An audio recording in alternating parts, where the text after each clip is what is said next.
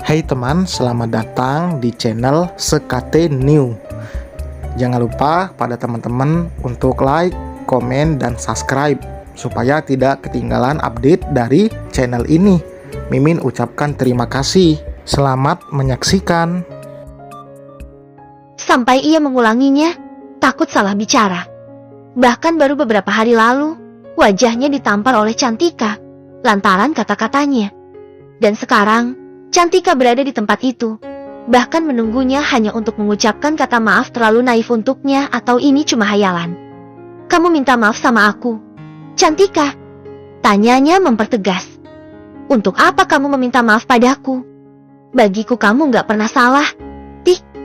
Justru aku yang seharusnya minta maaf sama kamu. Hal yang seharusnya ia lakukan sejak dulu, saat ini baru kesampaian. Semua yang terjadi atas kesalahannya, sudah seharusnya ia mendapatkan konsekuensinya. Sama sekali ia tak pernah menyalahkan orang lain. Sedang Cantika masih tetap menunggu sampai ia selesai bicara. Ternyata apa yang dipikirkan wanita itu salah. Kesungguhannya untuk berubah terlihat jelas. Pulanglah, Tik. Maaf kalau kehadiran aku sudah buat kamu resah. Tapi percayalah, aku gak akan melakukan apapun yang merugikan diriku untuk kedua kalinya. Seraya tersenyum, Nathan menatap wanita itu penuh arti. Aku bahagia melihat kamu yang sekarang.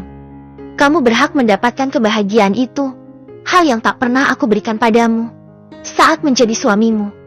Nathan menjeda kalimatnya. Keningnya mengkerut. Juga kerutan di bagian bawah matanya terlihat jelas. Apa yang aku lakukan salah? Ya salah besar, Tik. Aku baru sadar saat ini, ucapnya, membuang pandangannya ke sembarang. Terima kasih ya, sudah memberikan aku kesempatan kedua untuk melihat dunia ini.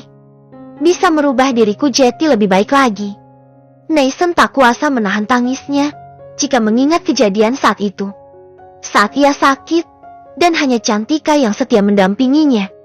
Andai waktu itu kamu membiarkan dokter mencabut semua alat medisnya saat aku koma, mungkin saat ini aku sedang menyesal di sana. Kamu memang luar biasa, Tik. Sudahlah, aku gak mau bahas itu lagi. Intinya aku sudah meminta maaf padamu dan berterima kasih sudah menolongku bawa ke rumah sakit. Ujarnya, lekas pergi dari tempat itu. Hanya satu pernyataan yang membuatnya berhenti. Menoleh ke belakang saat Nathan mempertanyakan status anaknya. Tegar anakku kan, Tik? Nathan sendiri juga terkejut. Keluarnya pernyataan itu dari mulutnya. Seberani itu di hadapan mantan istrinya. Hati Cantika berasa remuk reda mendengarnya.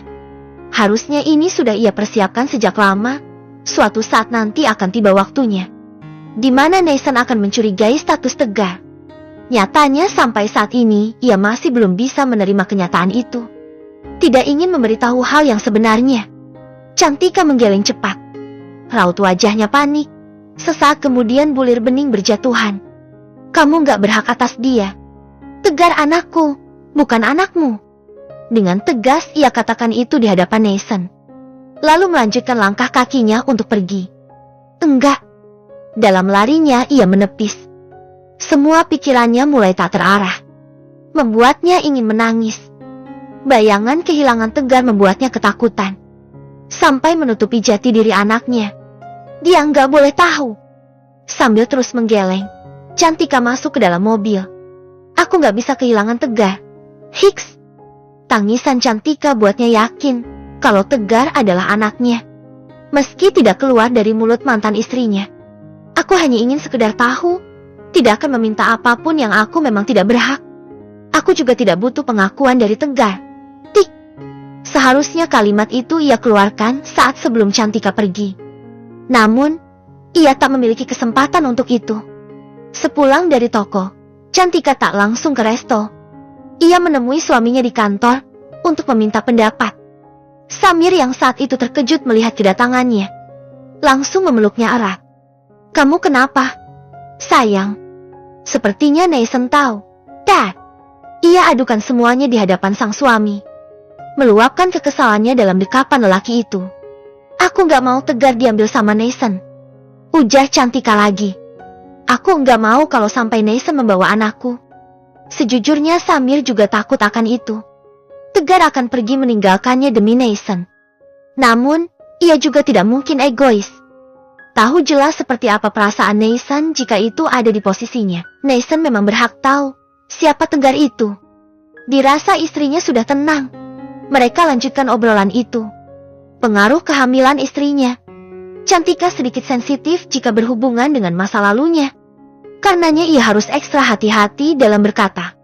Sepandainya kita sembunyikan bangkai, baunya akan tercium juga, yang kemanapun kita menutupi tentang kebenaran itu, suatu saat akan terbongkar. Itu sudah jeti hukum alam, yang apalagi ini persoalan sensitif. Memang Neisen tetap harus tahu.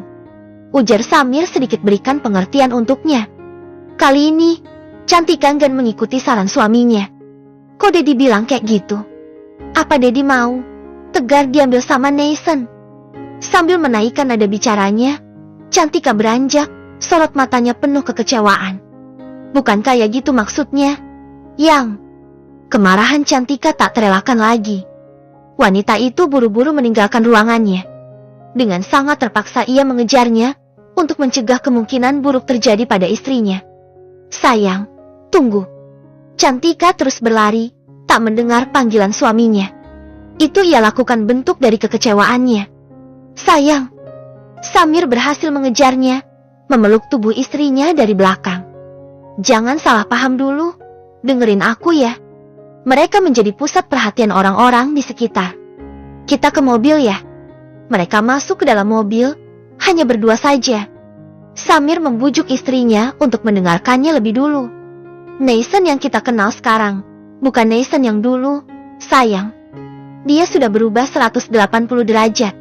Jauh perubahannya. Aku yakin, dia tidak akan melakukan itu ke kita.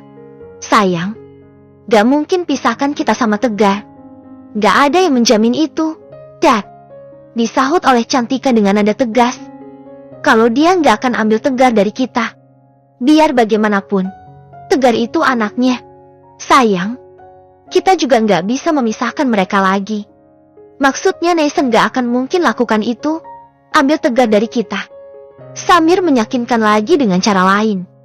Sekarang atau kapan, mereka akan segera tahu. Sayang, hatinya kian keras. Tak bisa terima apapun saran dari suaminya. Mentari mulai menyembunyikan sinarnya. Hari semakin gelap, sedangkan orderan semakin ramai. Usai mengantar ke suatu tempat, saat ini Neisen harus berkutik dengan kendaraannya lagi.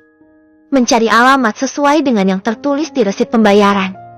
Neisen terpaksa menghentikan laju kendaraannya saat melihat seseorang yang ia kenali. Laki-laki yang ia lihat saat itu sedang bercumbu mesra dengan wanita lain. Yang jelas bukan kekasihnya, seperti yang ia tahu. Bahkan di tempat umum, sepasang sejoli itu tak malu-malu tunjukkan kemesraannya. Tertawa cekikikan penuh kebahagiaan. Seolah tanpa ada beban sedikit pun dari keduanya. Ia ambil beberapa gambar saat keduanya saling mencumbu. Ia simpan ke galeri. Ia sangat yakin akan membutuhkan bukti-bukti perselingkuhan keduanya. Jeti ini alasannya minta putus dari cewek itu. Ia bergumam kecil, lanjutkan kendaraannya sampai ke sebuah butik. Tujuannya, dia lagi sedih lagi. Dasar cewek.